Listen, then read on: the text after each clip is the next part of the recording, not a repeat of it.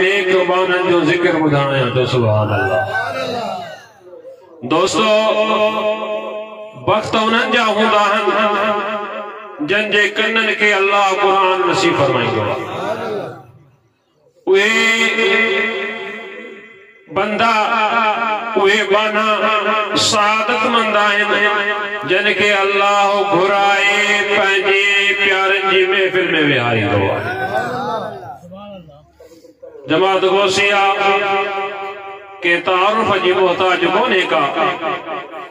हुजूर गौसल आलमीन वो वली कोन्हे को जंहिंजो इश्तिहार छपराए जे, स्टिकर छपराए जे, मशहूरी जराए जे, रेडियो ते हलाए जे, टीवी ते हलाए जे, फेसबुक ते हलाए जे।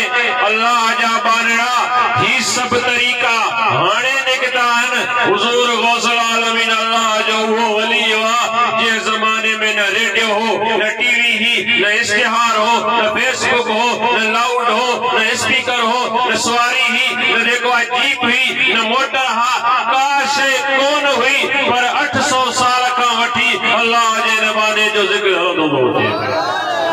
ईअं त कोन हज़रत सुभान अल्लाह चओ। अल्लाह जा बानड़ा अॼु के दरगाह ता इश्तिहार तो हले त हलो हलो फलाणी दरगाह ते हलो, मुंहिंजे साईं जो मेलो आहे, मुंहिंजे साईं जी जेको आहे उते दरगाह ते दावत आहे। अल्लाह जा बानड़ा 800 साल अगल में हुजूर गौसल आलमीन जे फैज़ जॾहिं सिज वांगुरु नेवार थी दुनिया के फैज़ याब कयो त मार भी चिबड़ी पिया, मंगी भी चिबड़ी पिया, कलोड़ चिबड़ी पिया, चाचा चिबड़ी पिया, सम्मा चिबड़ी पिया, सिंध वारा चिबड़ी पिया।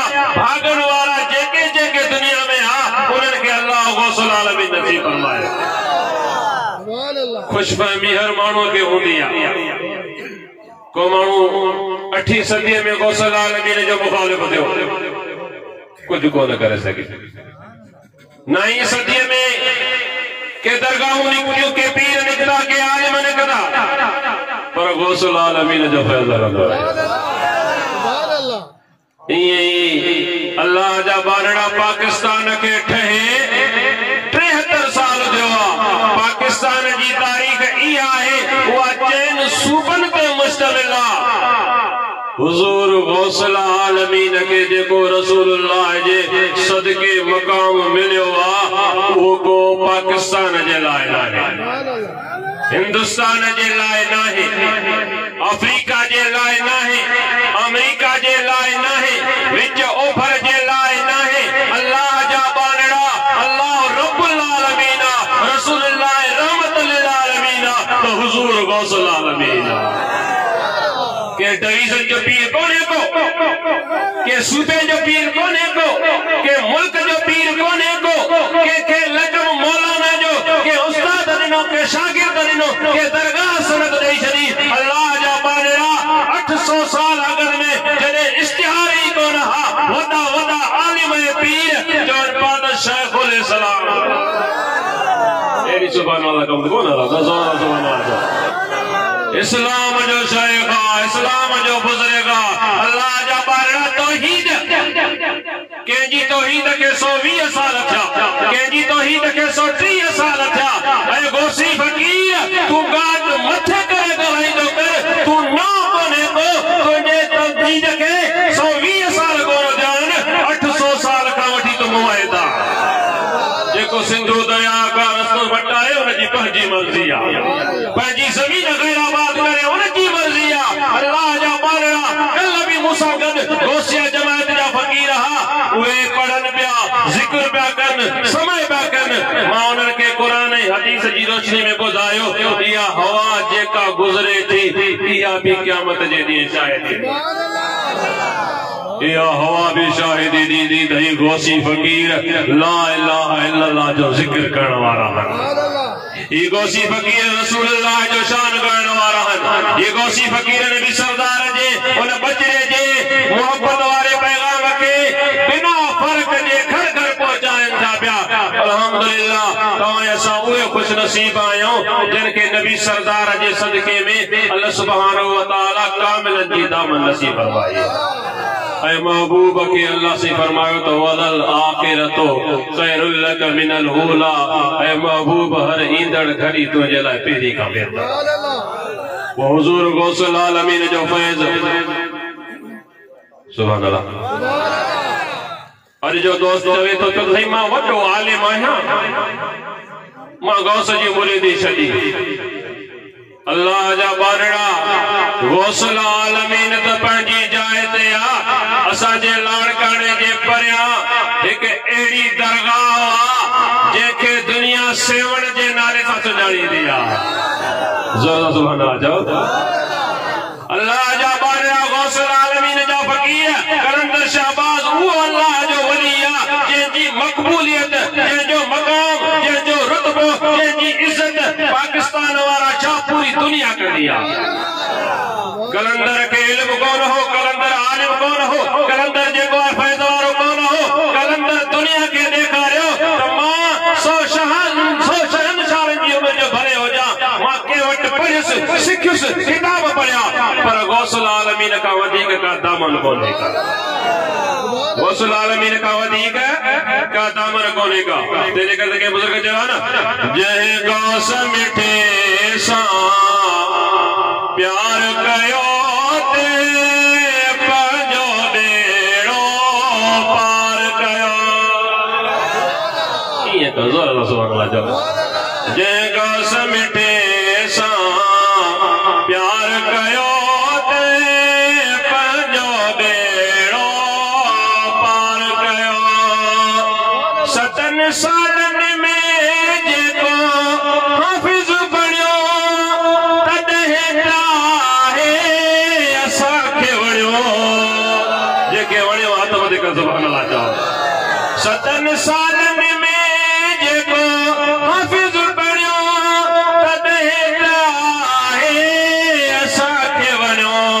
असां इहो सुहिणो वापार कयो जो गौस मिठे सां प्यार कयो। अल्लाह जा बारड़ा रसूलुल्लाह जा उम्मती मौलाना इज़हार अली सुरवती साहब पंहिंजे किताब में फरमायो पे, मां हमेशा उनखे ॿुधाईंदो आहियां, हुज़ूर गौसल आलमीन जॾहिं शेख शहाबुद्दीन सुरवती रहमतुल्लाह अलैहि वटि मुरीद थियण आया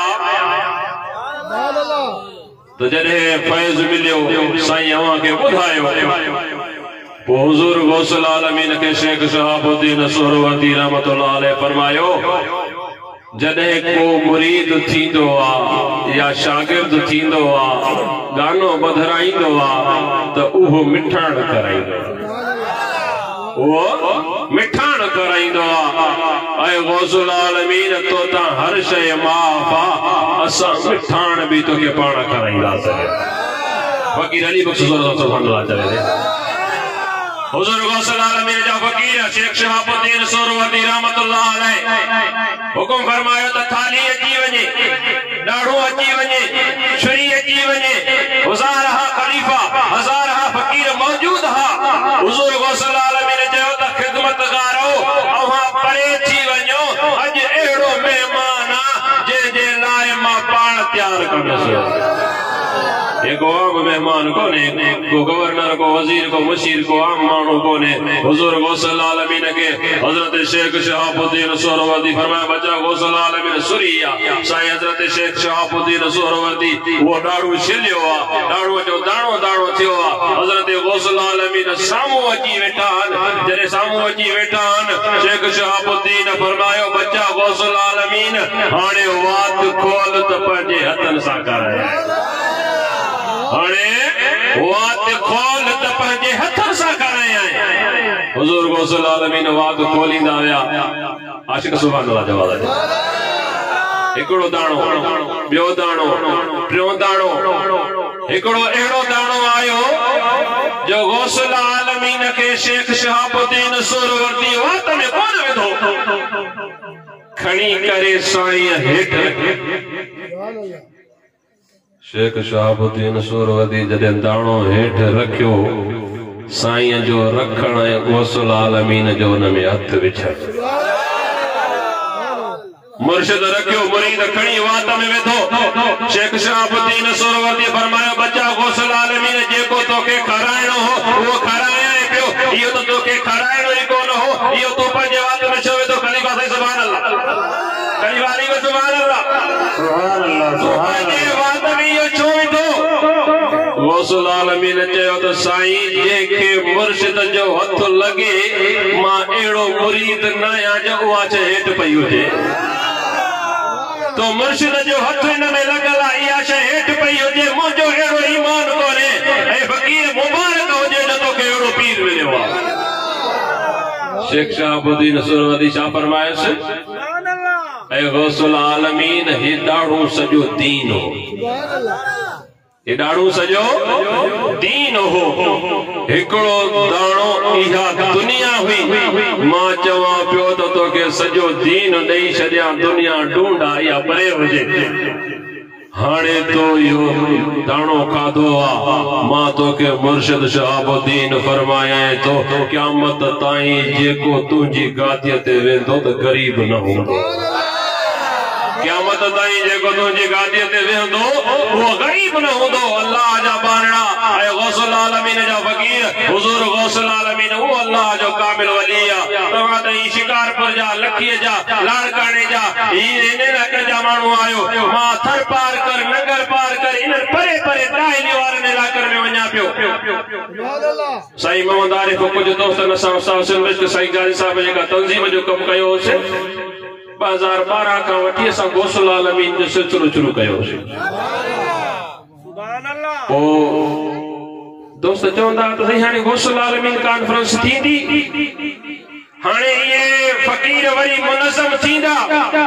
मुंहिंजो असांखे फ़क़ीरनि में उमेद कोन्हे, हुज़ूर गौसल आलमीन जे फैज़ में उमेद आहे। हुज़ूर गौसल आलमीन जे फैज़ में उमेद आहे। अल्हम्दुलिल्लाह सखर में, शिकारपुर में, लाड़काणे में, पन्ने में, डायलीअ में, थर में, किथे किथे हुज़ूर गौसल आलमीन जे नाले सां वरी कॉन्फ्रेंस शुरू थींदी पियो। अल्लाह से तहां के खुश रखे। अल्लाह जा बानड़ा नबी सरदार जा उम्मती ही तो ही दवारा है। ला इलाहा इल्लल्लाह जो जिक्र जेको घर घर कयो था ओही मोहित आयो, ओही तो ही दवारा आयो। अल्लाह जा बानड़ा असा जो घर घर घुमण अल्लाह जी रज़ा खातिर, न के कुर्सी जे लाइ, न के चेयरमैन छप जे लाइ, न के कम जे लाइ, असा गौसल आलमीन जे पंध जे लाइ जे कने लाड़काणे का मुल्तान था वञो त रज़ा इलाही खातिर, कदे कुर्सी जे लाइ वया को दुनिया जो मकसद आहे। अल्लाह जाने त अल्लाह जा बाना जाने। अल्लाह जा बानड़ा हुजूर गौसल आलमीन जे सदके में रब करीम तो का एड़ा कम वरदान जो क़यामत ताईं बचड़ा तो के दुआऊं कदा। आखिरी गाल तवा के बुधाया, मेहमान तवा के किताब कंदा, मां सिर्फ पांजो नालो गंढाइण जे लाइ हजरत शेख सादी रहमतुल्लाह अलैहि उन जो वाक़ियो आहे। इमाम अहमद रज़ा खान बरेलवी रहमतुल्लाह अलैहि हमेशा किताब गुलिस्तान सादी पाण सां गॾु रखंदा। शेख सादी भी सुहरावर्दी तरीक़े जो बुज़ुर्ग आहे, सुभान अल्लाह। वो भी शेख शहाबुद्दीन सुहरावर्दी जो मुरीद आहे, हज़रत गौसल आलमीन जो पीर भाई आहे। इमाम अहमद रज़ा खान बरेलवी हमेशा पाण सां गॾु गुलिस्तान सादी किताब रखंदा हुआ। वो हिकिड़े मुरीद ऐं आलिम चयो त साईं गुलिस्तान में छा रखियो आहे? छड़ो बादशाहनि जूं ॻाल्हियूं, बादशाहनि जा किस्सा, इन में छा आहे? पाण फरमाईंदा इन ॻाल्हि खे छॾे ॾियो। आखिर वो मुरीद न पढ़ियो, हिकिड़ो सुहिणो किताब लिखी करे हज़रत इमाम अहमद रज़ा खान बरेलवी जे साम्हूं खणी आयो ते साईं ही किताब तव्हां पढ़ो, गुलिस्तान खे छॾियो। इमाम अहमद रज़ा खान बरेलवी फरमायो त बच्चा तूं इन ॻाल्हि खे छॾे ॾे, हाणे ही चादर तूं पाराया, राति वञी चादर पाए सुम्ह, जेका शइ ॾिसे त मूंखे ॿुधाइजांइ। ज़ोर सां सुभाणे लाइ ही चादर पाए रात जो वञी सुम्ह, पोइ जेका शइ ॾिसे त ॿुधाइजांइ। चादर पाए सुम्हियो आहे, रोज़ सुम्हंदो हो त रात ॿिए तरीक़े जी ही, अॼु सुम्हे थो त रात ॿिए तरीक़े जी आहे। रात जो दिसे तो अखियों बंद थियूं थियन त नबी सरदार सल्लल्लाहु अलैहि वसल्लम जी कचहरी नसीब थी। हेॾा माण्हू होॾा माण्हू होॾा माण्हू चौगद रसूलुल्लाह जी कचहरी भरी पई आहे। इन कचहरीअ में नबी सरदार जे साम्हूं माण्हू वेठा आहिनि, चौगद माण्हू वेठा आहिनि। कचहरी हलंदे हलंदे नबी सरदार हिकिड़े पोढ़े लुबरे खे फरमायो त मूंखे हवा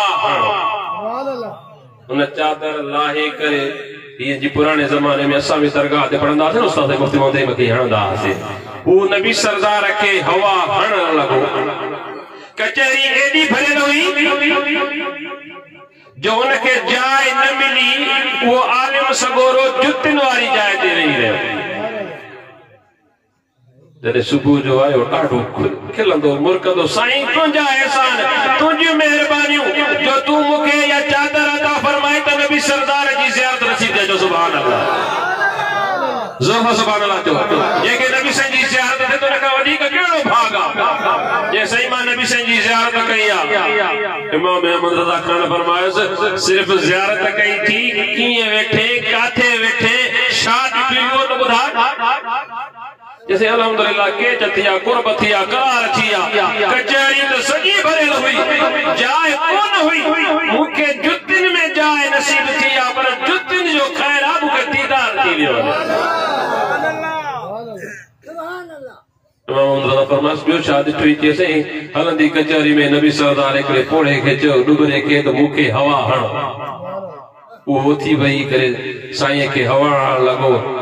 पाण फरमायो त ऐ बुज़ुर्ग इहो ई त शेख सादी आहे। सुभान अल्लाह। इहो ई त शेख सादी आहे। इनखे अल्लाह जे रसूल एतिरो प्यारो घुरियो आहे। पर साईं खान मोहम्मद तू बि पढ़ंदो छा जे करे शेख सादी खे इहा ॻाल्हि मिली, इहो इज़त रुतबो मिलियो। शेख सादी चइनि सिटनि जो हिकिड़ो मौलूद लिखियो आहे, बलगल वला बिकमालिही। सुभान अल्लाह। कशफत रुजा बिजमालिही हसनत जमीउ खिसालिही सल्लू अलैहि व आलिही। ये चइनि सिटनि जो मौलूद शेख सादी लिखियो आहे। इन जे करे रसूलुल्लाह जी बारगाह में अज़ीज़ आहे। अल्लाह जा बानड़ा हुजूर गौसल आलमीन जे दामन के वठ, दुनिया के छॾे दे, बिना फिरके वारियत जे, बिना के रंग ढंग जे, बिना के ज़ात पाक जे। अल्लाह से वरी मुंहिंजनि दोस्तनि के पूरी जमायत के वरी आबाद रखे। अल्लाह जा बानड़ा शेख सादी रहमतुल्लाह अलैह 800 साल अगल में असां के हिकिड़ो अक़ीदो ॾेई वियो। वो अक़ीदो कहिड़ो आहे? वो चवे थो त ज़ुबान ताबुत दरदहां जाएगीर। शेख सादी चवे तो हिन वात में जेका अल्लाह ज़ुबान ॾिनी आहे न, जेसी ताईं जुरंदी रहंदी मां रसूलुल्लाह जी तारीफ़ कंदो रहंदुमि। 800 साल अगल में शेख सादी रहमतुल्लाह अलैह फरमाए तो ज़ुबान ताबुत दरदहां जाएगी, सनाए मोहम्मद बहुत दिल पजीर, कोई भी कम न कदस ज़ुबान जुरंदी रहंदी, रसूलुल्लाह जो शान पढ़ंदो रहंदो। सुभान अल्लाह। जेसी ताईं जान में सुभान अल्लाह जैसी ताई जान होती जान में, शेर पढ़दा सी नबी अजे शान में। आयल मेहमाननि जे लाइ टाइम मां तव्हां दोस्तनि जो शुक्रगुज़ार आहियां। वरी पंहिंजे पुराणे साथियुनि खे चवां थो पियो त जीअं डॉक्टर नसरुल्लाह चाचे मोमिन वारा मूंखे कुझु वक़्तु अॻु में मुल्तान वठी हलिया हुआ, हाणे वरी ॿई नामुनो था कनि, उन्हनि खे बि दुआ कयो त मूंखे मुल्तान वठी हलनि। वमा अलैना इल्लल बलाग। जज़ाल्लाहु खैरन।